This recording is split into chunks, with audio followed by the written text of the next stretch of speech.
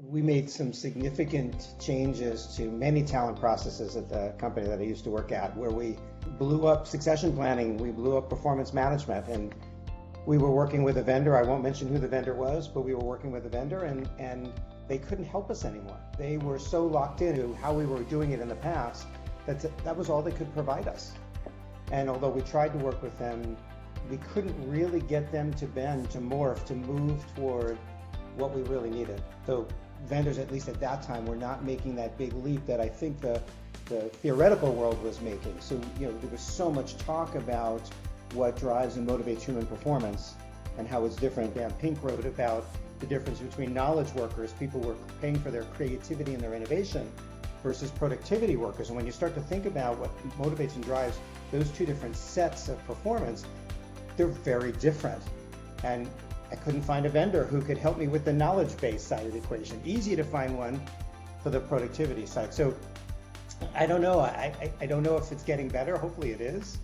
I'm sure there are vendors who are making that leap, but how do you start to change what you're doing in your organization? For me, it came from a couple different places. There was clear evidence within the organization that what we were doing wasn't working, both from HR leaders, which you would expect, but also from business leaders, from managers of people, and from employees who are all saying, this doesn't feel right, this isn't driving what we want, this is an onerous process. So there was that evidence. There was certainly a ton of new evidence on what was driving and motivating performance. When those things started coming together, it was like, okay, it's time for us to look at this. And I spent a good 4 months doing nothing but research. I started reading and learning that what I believed drove performance and helped create an environment for success in an organization was actually totally wrong.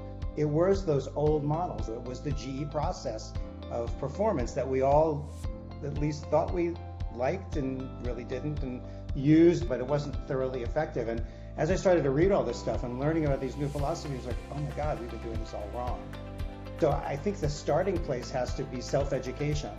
If you as an HR practitioner or a leader don't understand what actually does drive human performance, what's proven, what's scientifically known to do that, you don't have a good place to start. Once you get that and you can sort of sell that idea to leaders in your organization and say, we need to explore a different way of doing this, I think that's where the whole equation begins.